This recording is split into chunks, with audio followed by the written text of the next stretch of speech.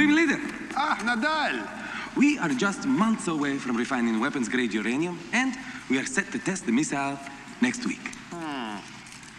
It is too round on the top. It needs to be pointy.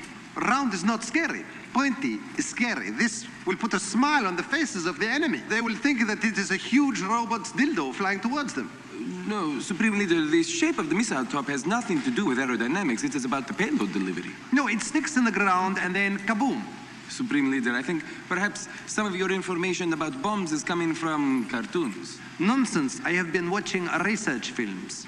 In this film, just one question, was there a duck who, when the explosion happens, his bill goes around the back of his head, and then in order to talk, he has to put it back this way? There was somebody who suffered a deformity like that, yeah. Okay. I am now 100% sure that you are watching cartoons. Indulge me. For 1 second, pretend that I'm an idiot. Okay, I'm there. Okay. You know what? Let's just agree to disagree, my friend. Okay. What? Why? No!